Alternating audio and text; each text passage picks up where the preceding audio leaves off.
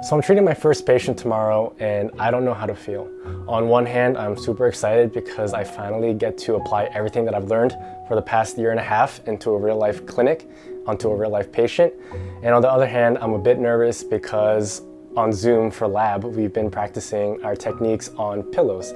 And I'm not sure if that... How you doing today? I'm just gonna take a look at your heartbeat. Just please relax, put the book down real quick before I do this. Excuse me, I said put the book down. Yeah. If you're new here, welcome to the channel. My name is Wilfredo and I'm a second year physical therapy student at Rutgers University. And you probably are new here because I only have 5 videos posted on my channel as of today. One of which is only related to school, which is actually a video of me just studying for 1 hour straight. So if you're into that kind of stuff, I highly suggest watching it.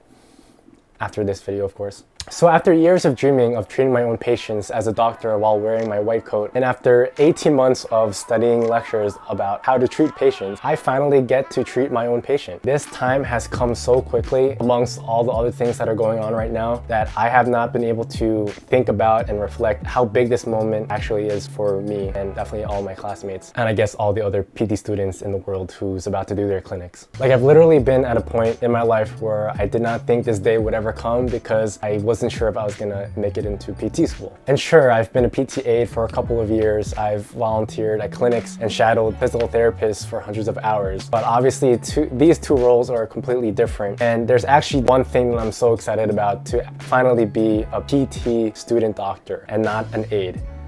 And that is, I don't have to do the laundry. Now,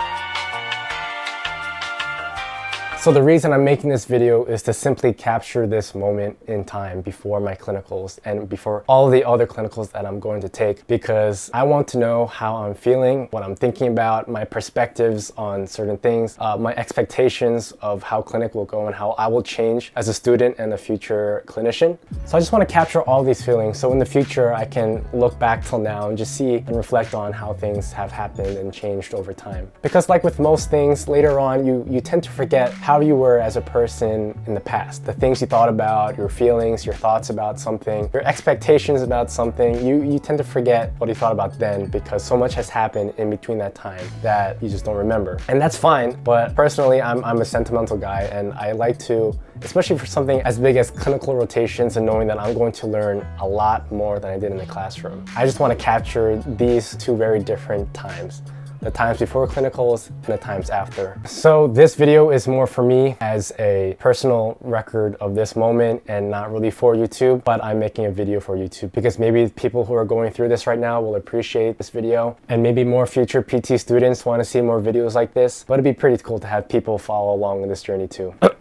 So I'm gonna make this video short and sweet. I'm gonna break this video up into 3 parts. The first one being what I'm nervous about, the second, what I'm excited about, and the third, a series of expectations that I have so I can look at the end of the clinicals and see if my expectations were met or not. So number 1, what I'm nervous about, I am nervous about a lot of things tomorrow. And what I'm most nervous about is if I get something wrong that I probably should know. And I know people say it's your first clinicals, you're only a student and they don't expect you to know everything. And I totally understand that and I completely agree. However, I feel like there are things that you should probably know as a student by now, such as taking range of motion with a goniometer, doing your MMTs, asking all the right questions in the history, knowing that if there's a L4, L5 lumbar herniation, does it affect the L4 nerve or L5 nerve more commonly? And I know it's L5, but I'm afraid that I'm going to go in the clinic, I'm going to freeze up, I'm not going to know how to do something. And this is a very trivial worry because I feel like when I'm actually there, it'll be fine. But I've been having butterflies in my stomach ever since, actually just yesterday, but it's actually been kind of strong today. And these are things I'm thinking about because I've had experiences in lab practicals and exams where I should know something and I just blank out because I just feel like I'm under too much pressure and then my brain kind of just stops functioning. And I know that this is my first clinicals, I know that I'm a student, and I know that I'm supposed to be learning here, but range of motion, I can't forget those things. But also, I think I'm thinking about these things because I have not reviewed as much as I probably should have. Like I said, New Year's and Christmas has just passed, and I've just been wanting to spend time with my family, but also clinicals are very important too, and I should have been studying more for that. I wanted to review at least the major joint lectures like the shoulder and hip and knee. There's only so much that you can study, and you also don't want to overstress yourself studying every single lecture that you've had, and I actually don't feel I'm gonna do bad at all. I feel like this will be a great experience for me. And I know that I probably know a lot more than I actually think I do. So in general, it's all fine. The next thing is things that I'm excited about. And overall, I'm just insanely excited to be in an actual clinic, being able to treat my own patients, obviously under a supervisor, to interact with patients, think on my feet, apply the things that I've learned in lecture, and finally just not being at my desk on Zoom. And so the time is finally here, and I couldn't be more excited for this. The last time I was at a clinic for an extended period of time, I was a PT aide, and that was about 2 years ago. But being a PT aide, I always saw new PT students come in every now and then into the clinic, and I just thought it was really cool where they were and what they were doing. And now just to be on this side is just pretty cool. But just having an actual patient that you directly have to treat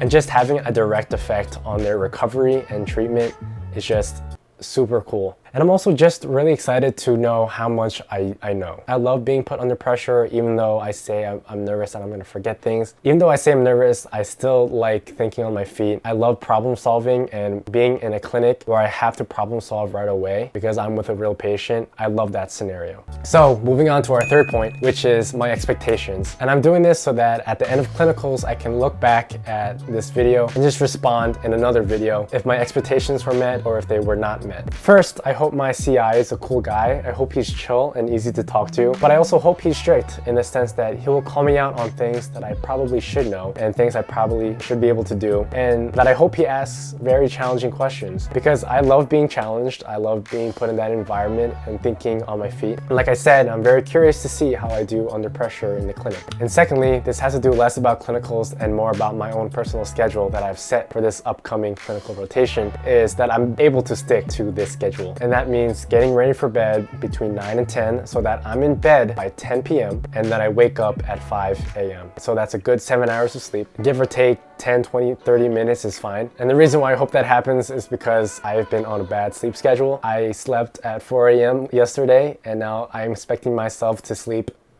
in 1 more hour, which is 10 p.m. That probably wasn't the smartest thing for me to do, and I probably should have practiced sleeping earlier and earlier since last week, but we'll see how that happens. So hopefully I can stick to this sleeping schedule throughout the duration of my clinicals. And another thing related to my schedule is that I've set review times almost every single day to review my lectures, to review what I've learned in clinicals. And for right now, I set around 3 hours on Tuesday, Thursday, and Friday, and I'll probably schedule some for the weekend to just go over everything that I've talked about in clinic.